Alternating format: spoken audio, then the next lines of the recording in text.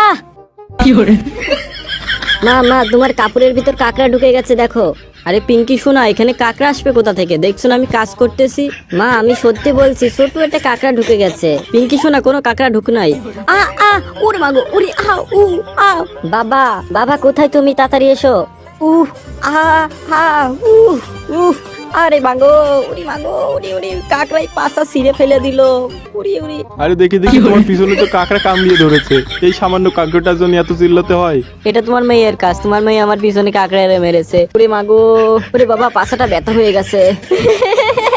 মায়ের কষ্টতে খুব মজা লাগছে তাই না? পদ্মের পাতাগুলো তুলে নাও, তারপরে বাসায় যেতে হবে। মা দেখো আমি কত বড় পদ্মের পাতা ছিঁড়েছি। পিঙ্কি শোনা, পাতাটা নষ্ট করো না, বাসায় নিয়ে চলো। তোমাকে যেটা নিষেধ করা হয় তুমি সেটা বেশি করে করো। মা মেয়ে দুইজনই একই রকম। কাকড়া গুলোকে আজকে চাবিয়ে চাবিয়ে খাবো।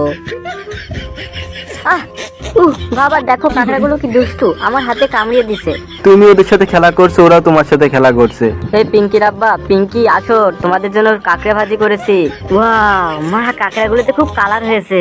নাও পিঙ্কি শোনা, এটা খাও। বাবা এটা আমি খাবো না, কাকড়া গুলো আমাকে খুব জ্বালিয়েছে। কাকড়া গুলোকে আমি চিবিয়ে চিবিয়ে খাবো। আর পিঙ্কি কাকড়া খালে কাকড়া তোর পেটের ভিতরে যে তোর পেটের ভিতরে নাড়ি ভুড়ি কেটে দিবে।